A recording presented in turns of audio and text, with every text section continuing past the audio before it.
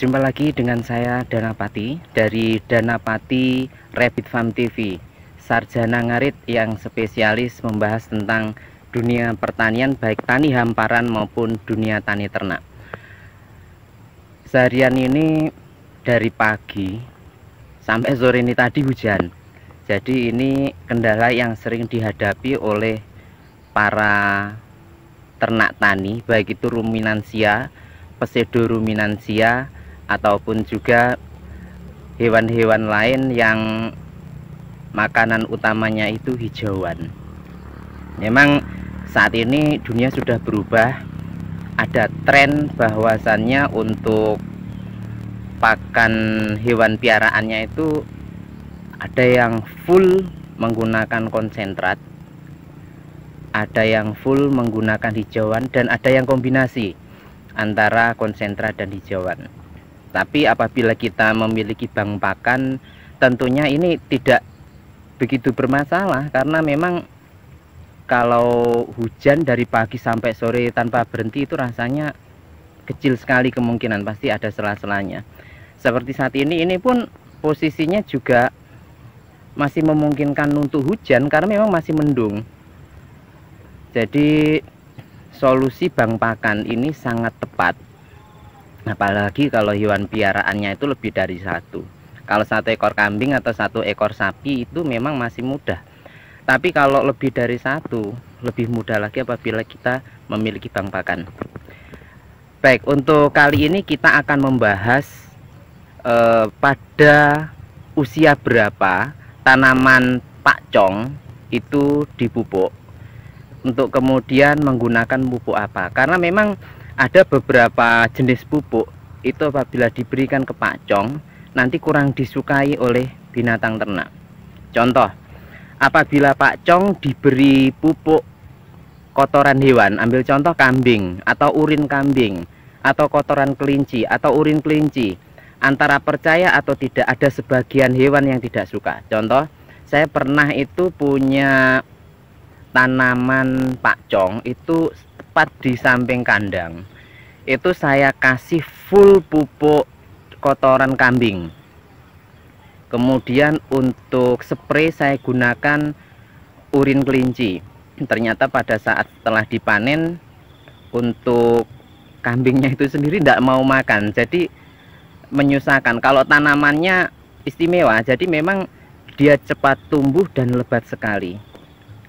Sehingga belajar dari itu, akhirnya saya pribadi khusus untuk pakcong, kemudian untuk odot, memang pupuk yang saya gunakan adalah pupuk kimia. Kemudian untuk proses pemupukan ini hanya saya lakukan 1 kali, jadi tidak 2 atau 3 kali. Mungkin memang ada peternak lain yang pada bank pakannya dipupuk 1, 2 atau 3. Kalau saya 1 kali untuk 1 kali panen, atau bahkan bisa 1 kali untuk 2 kali panen, sambil saya amati dari tanaman pakcong. Dan saat ini saya ada di salah satu lahan pakcong yang ini kemarin panen pertama. Ini kebetulan milik tetangga. Ini panen pertama, untuk luas lahannya sekitar 130-an ruh. Kita lihat langsung untuk tanaman pakcongnya. Ini untuk tanaman pakcongnya, ini terhampar dari atas sampai bawah, sampai di dekat jalan. Untuk tanaman pakcong ini dipanen sekitar 10 atau 15 harian yang lalu. Sekarang tingginya sudah sekitar 1 meteran. Untuk tanaman pakcong, nanti setelah dilakukan pembabatan, usahakan untuk lahan yang ada di bawah atau rumput-rumputnya itu dibersihkan. Karena apa? Salah satu faktor pembunuh pakcong adalah rumput. Jadi kalau rumputnya banyak, otomatis nanti pertumbuhan pakcongnya juga akan lambat, karena memang nutrisi yang ada pada tanah sebagian besar akan diserap oleh pakcong. Dan pakcong sendiri rentan sekali mati untuk apabila terkena jenis rumput-rumput tertentu. Selain itu, faktor curah hujan yang tinggi ini juga akan berpengaruh pada pertumbuhan pakcong. Apabila pakcong terkena banyak air, dia pertumbuhannya akan lambat. Beda saat pada musim kemarau. Pada musim kemarau, tanaman pakcong ini akan jauh lebih cepat tumbuh dibandingkan pada saat musim penghujan. Untuk pakcong sendiri ini bisa dipanen pada usia 40-an hari, jadi belum terlalu tua. Kebetulan kalau yang di lahan saya itu ada separuh lahan itu belum sempat terpanen, usianya sudah lebih dari 60 hari. Jadi sudah benar-benar keras, sehingga ketika saya bawa pulang itu saya chopper dulu sebelum saya berikan ke sapi. Itu pun masih ada yang dibuang batangnya sekitar 3 meteran, karena tingginya ada yang mencapai 6 meter. Kelebihan dari pakcong ini adalah dia tidak berbulu, jadi tidak membuat gatal pada kulit. Namun yang perlu diwaspadai apabila kita melakukan panen pakcong adalah binatang penyengat kalajengking. Jadi saya pernah beberapa kali disengat kalajengking, dan pada saat panen pun juga sering menjumpai kalajengking. Jadi perlu berhati-hati. Usahakan pada saat panen pakcong nanti menggunakan baju lengan panjang dan bersepatu. Kemudian kapan usia pemupukan pakcong yang tepat? Usia pemupukannya adalah ketika pakcong itu tingginya sudah selutut. Jangan sampai pakcong setelah dibabat langsung dipupuk. Karena apa? Apabila itu dilakukan, nanti tidak menutup kemungkinan pakcong akan layu, mengering dan mati. Kemudian untuk pupuk pakcong itu sendiri, nanti silahkan gunakan pupuk urea dan pupuk ZA dengan kombinasi 1:1. Jadi 1 kilo pakcong, 1 kilo urea nanti dicampur dengan 1 kilo ZA. Nanti ditaburkan tipis saja. Kemudian pada saat setelah melakukan pembabatan pakcong dan rumputnya bersih, usahakan nanti pakcong ini ditutup pakai tanah. Jadi akar bekas babatan itu ditutup dengan tanah nanti untuk memperbanyak tunasnya, dan kemudian agar nanti pertumbuhannya itu jauh lebih cepat. Ada beberapa sapi di kandang yang pernah saya coba. Dulu pakcongnya hanya saya beri pupuk urea, tapi ternyata meskipun pertumbuhannya sangat bagus, kemudian pakcongnya sangat hijau, sapi kurang senang. Kemudian saya juga pernah coba dengan ZA saja. Untuk lahan kemarin itu 150 ru, saya menghabiskan 1 karung ZA. Pertumbuhannya agak lambat, tapi 2 kali panen cukup 1 kali pemupukan. Itu kelebihannya di situ. Hewan ternaknya suka, tapi pertumbuhannya agak lambat, itu tadi kelemahannya. Kemudian setelah itu saya berdiskusi dengan teman, kebetulan beliaunya ini penjual rumput pakcong. Dia bilang ke saya, untuk pemupukan pada pakcong itu lebih bagus menggunakan urea yang dikombinasikan dengan ZA. Ternyata benar, pertumbuhannya cepat, anakannya banyak, terus kemudian yang lebih penting nanti hewan ternak tetap suka. Setelah itu saya sudah tidak lagi melakukan pemupukan hanya urea saja atau ZA saja, pasti saya kombinasikan antara urea dan ZA. Untuk faktor hama, meskipun pakcong ini bukan salah satu komoditi bahan pangan yang rentan dimakan oleh hama, ternyata pakcong masih ada hamanya, guys. Hama yang utama pada pakcong adalah tikus. Jadi tikus ini menyerang akar dari pakcong atau menyerang batang muda dari pakcong. Usahakan untuk tikus ini tetap kita kendalikan. Kalau untuk hama lain, belalang belalang ini tapi tidak terlalu signifikan. Yang paling signifikan tikus. Jadi cukup kendalikan hama tikus saja, nanti pakcongnya pasti akan selamat dan bisa dipanen.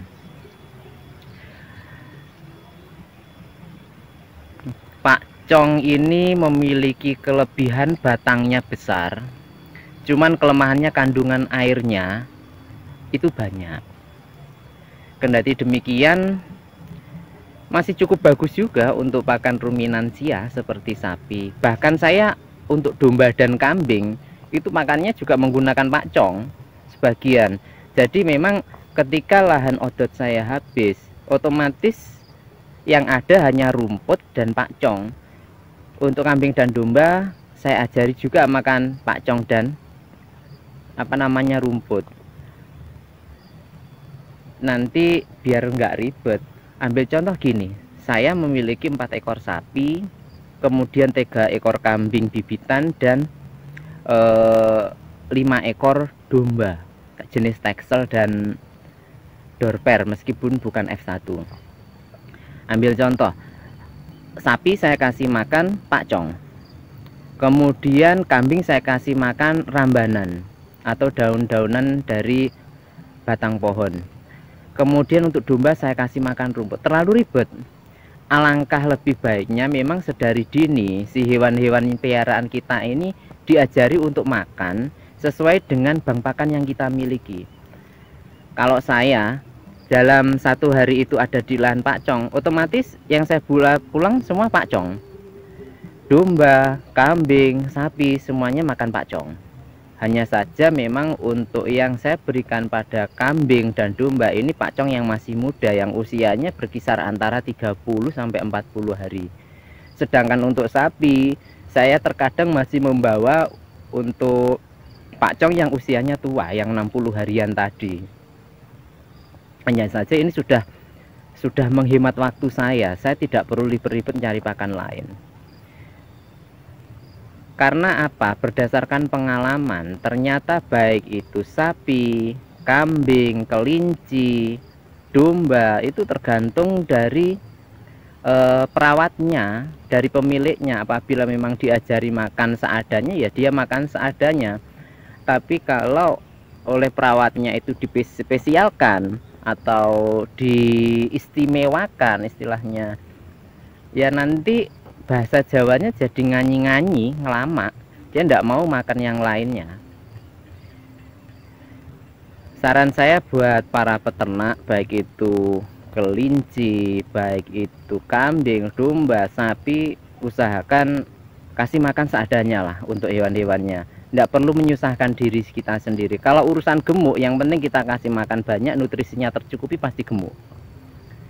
Kuncinya di situ. Ambil contoh, meskipun itu dikasih makan konsentrat dengan kandungan protein 18% up untuk sapi, hanya saja dikasihnya hanya 1 kilo, kemudian hijauannya tidak ada, saya pastikan itu tidak akan gemuk. Karena apa? Untuk kecukupan nutrisinya cukup, tapi untuk kecukupan jumlahnya dia kurang.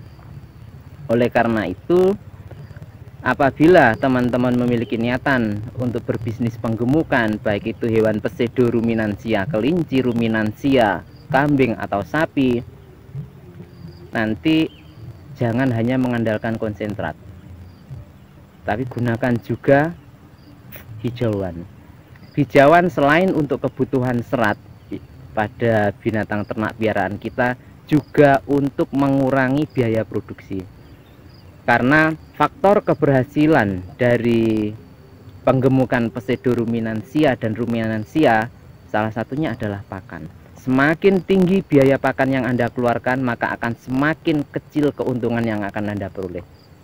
Dan ini sudah dialami teman-teman saya, para penggemuk sapi, banyak yang gagal, akhirnya gulung tikar. Karena apa? Mereka hanya mengandalkan pakan konsentrat yang, mohon maaf, kandungan nutrisinya baik itu protein kasar, kemudian serat kasar, TDN, itu maaf sekali ya, itu tidak dilab secara rutin. Jadi hanya dicantumkan bahan pokoknya, ambil contoh pakai tepung sawit, kemudian tepung kopra, kemudian pakai katul atau sededak padi itu, CGF dan lain-lain tanpa ada pengujian lab. Mereka hanya by data yang ada di internet. Sedangkan di situ padahal ada kandungan lain yang perlu ditambahkan seperti CaCO3, kemudian vitamin, mineral dan lain-lain. Jadi kalau konsentrat penggemukan saya sarankan pilih yang memang sudah di lab dan labnya dilakukan secara berkala. Jangan asal pilih konsentrat. Karena apa? Biaya yang dikeluarkan hampir sama tapi hasilnya pasti beda. Itu saja dulu untuk topik pembahasan kali ini. Untuk ke depan nanti kita akan coba kupas satu persatu tentang dunia pertanian, baik itu tani hamparan maupun tani ternak. Saya Danapati dari Danapati Rabbit Farm, Kampung Kelinci, Desa Punjul, yang selalu konsisten membahas dunia pertanian, baik itu tani ternak maupun tani hamparan. Salam sukses, salam berdikari. Percayalah, Indonesia maju. Indonesia akan bangkit apabila sumber daya manusianya memiliki kemampuan dan kemampuan untuk berdikari dan bersinergi. Salam sukses, salam kebajikan. Assalamualaikum warahmatullahi wabarakatuh. Ini jalan menuju lahan tanaman pakcong milik tetangga. Jadi ini kanan dan kiri ini isinya tanaman pakcong semua. Ini perlu berhati-hati guys, karena memang jalannya licin seharian hujan. Ya, inilah hidup di desa, petani, peternak, jauh dari hingar-bingar keramaian kota, tapi lebih tenang. Saya lebih suka hidup di desa daripada di kota. 11 tahun lebih saya hidup di Surabaya, terus dulu ikut mertua, tapi sekarang alhamdulillah ini kembali ke desa. Ada ya, gitu aja dulu. Sukses untuk semuanya ya. Sukses untuk peternakan dan pertaniannya. Jangan lupa like, comment, dan subscribe serta share agar channel ini terus berkembang. Kita majukan dunia peternakan, kita majukan dunia pertanian. Kalau bukan kita generasi muda, siapanya lagi yang akan memajukan negeri ini?